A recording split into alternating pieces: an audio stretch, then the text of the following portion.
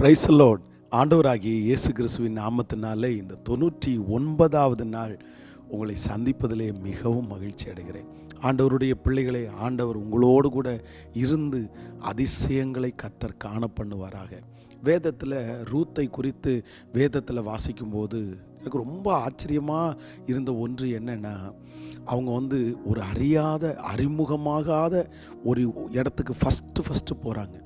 அதுக்கு முன்னாடி போவாச தெரியாது, அந்த வயல் நிலம் யாருடையதுன்னு தெரியாது, அங்கே வேலை பார்க்குறவங்கன்னு தெரியாது. ஆனால் அறிமுகமே இல்லாத ஒரு நபர் ஃபஸ்ட்டு இவங்களை பார்க்கும்போதே அவங்க கண்களில் தயவு கிடச்சி வேதம் சொல்லுது, அவங்களுக்கு அங்கீகாரத்தை கொடுக்குற அளவிற்கு ஆண்டவர் அந்த பிள்ளையோடு கூட இருந்தார்.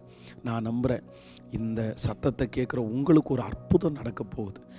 நிறைய இடங்களில் இன்றைக்கி எல்லா இடத்துக்கு போனாலும் அறிமுகத்தை தான் கேட்டுக்கிறாங்க.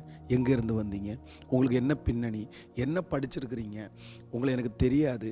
இந்த மாதிரி அறிமுகம் இல்லாத இடங்களில் நிறைய இடத்துல கர்த்தருடைய பிள்ளைகளுக்கு வாய்ப்புகள் திறக்கிறதே இல்லை. நிறைய பேர் உடஞ்சிட்றாங்க. ஐயோ, எனக்கு சொல்கிறதுக்கு யாரும் இல்லையே, எனக்கு சொல்லிக்கிறதுக்கு யாரும் இல்லையே. ஆனால் நான் நம்புகிறேன், ஆண்டவருடைய தயவு உங்கள் மேலே இருக்கும். இதற்கு மேலே நிறைய இடங்களில் உங்களுக்கு அறிமுகமே இருக்காது, ஆனால் அந்த இடத்துல ஒரு வாசல் உங்களுக்கு திறக்கும். அவங்களுக்கு உங்களை தெரியவே தெரியாது, ஆனால் உங்களை நம்புவாங்க.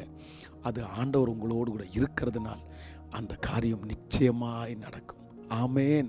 ஆண்டவருடைய பிள்ளைகளை இன்றைக்கு ஒரு மிக முக்கியமான ஒரு ஞானத்திற்காக நம்ம ஜெபிக்க போகிறோம். அப்படின்னா இன்றைக்கி நான் என்ன ஞானத்திற்காக ஜெபிக்க போகிறேன்னா, சைலண்ட் கில்லர்ஸ். இப்போது நம்ம இன்னொரு ஆட்களை கேள்விப்பட்டிருப்போம். அப்படின்னா யார் அப்படின்னா, பேசியே நம்மளை கொல்லுவாங்க அப்படின்னு நம்ம கேள்விப்பட்டிருப்போம். இதை வேதத்தில் எங்கே வாசிக்கலாம்னா, சிம்சோனுடைய வாழ்க்கையில் வாசிக்கிறோம். அந்த தெளிலாள் நச்சி சொல்ல மாட்டியா அப்படியே பேசி அவனை ரொம்ப ட்ரிகர் பண்ணி கோவப்படுத்தி கடைசியில் இருதயத்தில் இருக்கிறது எல்லாத்தையுமே அவன் ஓப்பன் பண்ணுறான். இது ஒரு டீம். இது ஒரு கூட்டம் இருக்காங்க. அப்படின்னா இவங்க பேசியே நம்மளை கொல்றவங்க. நம்ம நிறைய பேர் இதை அனுபவிச்சிருக்கிறோம், நிறைய பேர் பார்த்துருப்போம். நிறைய பேர் இதை பார்த்துட்டு ஒதுங்கிடுவாங்க. ஐயோ, இவங்கெல்லாம் ரொம்ப பேசி இது பண்ணுவாங்க, நம்மளை கஷ்டப்படுத்திடுவாங்க, நம்ம இவங்க பேச்சுக்கே போகக்கூடாது அப்படின்னு ஞானமாக இருப்பாங்க. ஆனால் நம்ம நிறைய பேர் மாட்டுறது எங்கே மாட்டோம்னா, இந்த சைலண்ட் கில்லர்ஸ் இவங்கள் மேலே நிறைய பேர் மாட்டுவாங்க. ஒரு வெற்றி உள்ள தலைவன் கூட எப்படி இருப்பாங்கன்னா, தலைவர்கள் எல்லாம் ஒரு பெரிய சாதிக்கிற தலைவர்கள் எல்லாம் பார்த்தீங்கன்னா, அவங்கள்ட்ட இருக்கிற கேரக்டர்லேயே பெஸ்ட் கேரக்டர் என்னென்னா அமைதி. அவங்க அவ்வளோ சீக்கிரமாக பேச மாட்டாங்க, அவ்வளோ சீக்கிரமாக பழக மாட்டாங்க. சில இடங்களில் மேனேஜராக இருக்கிறவங்களுக்கு, தலைவராக இருக்கிறவங்களுக்கு மதிப்பு ஏன் குறையுது அப்படின்னு சொன்னால், அவங்க ரொம்ப டாக்கட்டிவாக இருந்தால் கண்டிப்பாக அவங்களுக்கு மதிப்பு குறைஞ்சிரும். எந்த அளவிற்கு நீங்கள் பேசாமல் இருக்கிறீங்களோ அந்த அளவிற்கு தான் உங்களுடைய மதிப்பு அதிகமாகும். நீங்கள் பேசுனா உங்கள் மதிப்பை நீங்கள் இழந்துருவீங்க. எந்த மனுஷனிடத்துலையும் பாருங்கள், நீங்கள் யார்கிட்ட அதிகமாக பேசுகிறீங்களோ அவங்கள்ட்ட கொஞ்ச நாளையிலே நம்முடைய மதிப்பை இழக்கிறது மாதிரி வந்துடும். அதனால தான் தலைவர்கள் அவ்வளோ சீக்கிரமாக யார்கிட்டையுமே பேச மாட்டாங்க. இப்போது இந்த சைலண்ட் கில்லர்ஸ் அப்படின்றது யார் அப்படின்னா, நம்ம நிறைய நேரத்தில் நம்மளை சுற்றியே இருப்பாங்க. அதுவும் அவங்கள நம்ம ரொம்ப நேசிக்க ஆரம்பித்தோன்னா அவங்களுடைய காரியங்கள் நமக்கு வித்தியாசமாக இருக்கும். அவங்க ஒரு காரியத்தை சொல்லிவிட்டு ஒரு சண்டையை வந்துச்சுன்னா உடனே ஒரு அமைதி ஆவாங்க பாருங்கள். ஃபோனை எடுக்க மாட்டாங்க, பேச மாட்டாங்க, பழையது மாதிரி பேச மாட்டாங்க. இதனால் நிறைய பேர் அஃபண்ட் ஆகுறாங்க, நிறைய பேர் கஷ்டப்படுறாங்க. ஐயோ, அமைதியாக இருக்கிறாங்க, அவங்க பேசலையே, அவங்க திரும்பி ஃபோன் அடிக்கிறது, திரும்ப தொந்தரவு பண்ணுறது. இந்த செய்தியை கேட்குற வரைக்கும் நீங்கள் இப்படி இருந்திருக்கலாம். யாராவது ஒருத்தர் அமைதியாயிட்டாங்கன்னா உடனே போய் பேசிடணும், இது பண்ணிடணும் அப்படின்னு நீங்கள் ரொம்ப அவங்கள பின்னாடி போய் அவங்க மதிக்காமல், நான் இந்த மாதிரி இறங்கி போனதுக்கப்புறம் கூட பேச மாட்டேங்கிறாங்களே அப்படின்னு இருக்கலாம். ஆனால் இன்றைக்கி ஒரு தீர்மானம் எடுங்க, அவங்க அப்படியே அமைதியாயிட்டாங்கன்னா நீங்களும் அமைதியாயிருங்க. அவ்வளோதான். அவங்க அப்படின்னா இது குடும்பத்துக்குள்ளே நான் சொல்லலை, கசப்புக்கு நான் சொல்லலை. பொதுவாக தூரத்தில் மூன்றாவது பர்சன் அப்படின்னா மூணாவது நாலாவது பர்சன் நம்முடைய ஃபேமிலிக்கு இது ஒத்து வராது. ஒருத்தர் அமைதியாக இருந்தால் அவங்கள பேச பண்ணி ஒப்புரவாகிறது நமக்கு அவசியம்.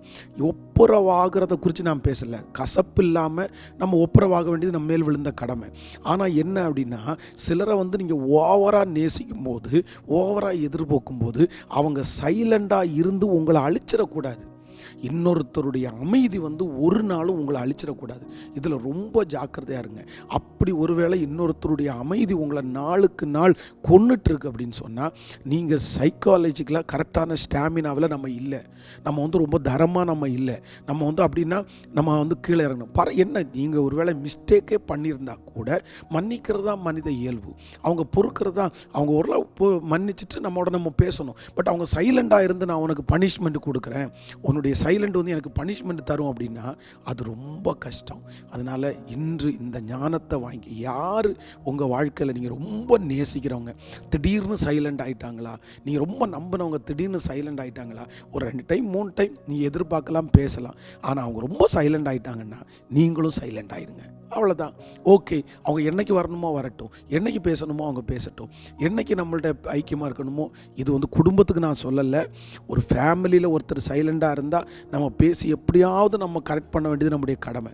ஆனால் ஒரு தேர்ட் பர்சன்ஸ் அப்படின்னு வரும்போது அவங்களுடைய சைலண்ட் நம்மளை கொண்டுச்சுன்னா சில நேரத்தில் அது சோல்டையாக இருக்கும். ஆத்துமா பிணைப்பில் இருக்கிறவங்க தான் அப்படி இருப்பாங்க. ராங் ரிலேஷன்ஷிப்பில் இருக்கிறவங்க தான் அப்படி இருப்பாங்க. அவங்களுடைய சைலண்ட் எந்த விதத்தில் நம்மளை கொல்லக்கூடாது. ஏன்னா அது நம்ம அடிமையானதுக்கு அர்த்தம். அப்படி இன்னொருத்தருடைய அமைதி உங்களை கொல்லுது அப்படின்னா நீங்கள் அவங்களுக்கு அடிமையாயிட்டீங்க, நீங்கள் அவங்களுக்கு அடிமையாக இருக்கிறீங்கன்னு அர்த்தம். அதனால் இன்றைக்கு இந்த ஞானத்திற்காய் கண்டிப்பாக ஜெபம் பண்ணுங்க. அதற்கு ஒரு வசனத்தை நான் எடுத்திருக்கிறேன். 1 சாமுவேல் 10ஆம் அதிகாரத்தினுடைய 27வது வசனம். ஆனாலும் பேலியாளின் மக்கள் இவனா நம்மை ரட்சிக்க போகிறவன் என்று சொல்லி அவனுக்கு காணிக்கையை கொண்டு வராமல் அவனை அசட்டை பண்ணினார்கள். அவனோ காது கேளாதவன் போல் இருந்தான். அப்போது இந்த இடத்துல ராஜாவா சவுல் மாறினதுக்கு பிறகு அவனுக்குள்ள நிறைய வித்தியாசமான கேரக்டர் வந்துச்சு. அப்போது ஆண்டவருடைய பிள்ளைகளே, உங்களை ஆண்டவர் தலைவனாக்க போகிறார், தலைவியாக்க போகிறார். நீங்கள் ஒரு பெரிய மகிமையை பார்க்க போகிறீங்க. நீங்கள் ஒரு வித்தியாசமான அனுபவத்துக்குள்ளே கர்த்தர் கொண்டு போகிறாரு. உங்களை நம்புகிறாரு கர்த்தர், லட்சங்களுக்கு நம்புகிறாரு. உங்களை பெரிய தலைமைத்துவத்தை கர்த்தர் உங்களுக்கு வச்சிருக்கிறாரு. தலைமைத்துவமாக இருக்கிற ஒரு தலைவன் தலைவியினுடைய பெரிய பண்பு என்னென்னா, உங்களை யாரும் சைலண்டாக உங்களை கொன்றவே கூடாது. அவங்களுடைய சைலண்ட் உங்களை கொன்றக்கூடாது. பரவாயில்ல, அவங்க சைலண்டாக என்னென்னா நம்ம சைலண்ட் ஆகும். ஆண்டவர் உங்கள் கூட இருப்பார். உங்களுக்காக ஜெபிக்கிறேன். தகப்பனே, இந்த 99 நாள் வரைக்கும் நீங்கள் கொண்டு வந்துட்டீங்கப்பா. எங்கள் பிள்ளைங்க ஜெபிக்கிற ஒவ்வொரு ஜெப விண்ணப்பத்திற்கும் பதில் கொடுங்கப்பா. அவங்க அனுப்புகிற ஜெபத்துக்கு பதில் கொடுங்கப்பா. இந்த 100 நாள் ஜெபம் இதோட முடிகிறது இல்லை.